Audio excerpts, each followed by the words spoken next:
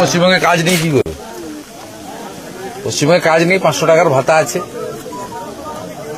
পশ্চিমবঙ্গে কাজ থাকলে কি এরা যায় নাকি বাবা মাকে বাচ্চাদেরকে ছেড়ে দিয়ে? আপনি আজকে পরিবারের পাশে দাঁড়ালেন, এটা আমার কর্তব্য। এখানকার মানুষের সঙ্গে আমি বলি আমি আত্মীয়। আমি এমপি ছিলাম, এমএলএ ছিলাম, মন্ত্রী ছিলাম, আজকে এমএলএ, বিরোধী দলনেতা। আমার ক্ষমতা যেতে পারে, থাকতে পারে, কিন্তু এদের সঙ্গে আত্মিক সম্পর্ক। আমি সুখে দুঃখে এই গ্রামে বাসন্তী পূজায় ডেকেছিল, আসতে পারিনি, অন্য কাজ ছিল। আনন্দে না থাকি, দুঃখে তো আছি। আমার কর্তব্যের মধ্যে পড়ে। আমার ব্যক্তিগত যা সামর্থ্য সেই অনুযায়ী দুটো পরিবারকে দিয়ে গেলাম। ওদের পরিবারকে লক্ষ্য নজর রাখার করার দায়িত্ব আমার।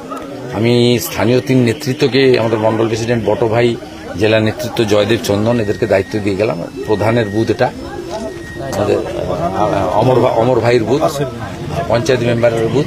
এরা লক্ষ্য নজর রাখবে। কোম্পানি বা যে ঠিকাদার সংস্থা এদের নিয়ে গিয়েছিল তার কর্তব্য পালন করেনি, অর্থাৎ যোগাযোগ হয়নি। সে ঠিকাদার সংস্থা অন্ধ্রপ্রদেশে বাড়ি, তার নাম নাম্বার নিয়ে আমি নিজে কথা বলবো। এর জন্য দায়ী পশ্চিমবঙ্গ সরকার। রাজনীতি কিছু নেই, শুধু নন্দীগ্রামেই 30,000 ছেলে বাইরে আছে, হিন্দু আছে, মুসলমানও আছে। মহারাষ্ট্র দেখবেন ভর্তি, উড়িষ্যা ভর্তি, বাঙালি ভর্তি। কেন এটা হয়? এত ছিল না তো।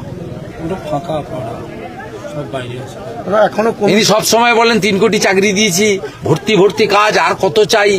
তারপরেও কেন এই দৃশ্য? অ্যাক্সিডেন্টের জন্য কাউকে আমি দায়ী করব না। কাজ করতে গেছে, অ্যাক্সিডেন্ট হয়েছে, আলাদা কথা। কিন্তু এরা যাচ্ছে কেন? পাশেরটা 26 বছর, এটা 30 বছর, এসব বাচ্চা, ইয়াং।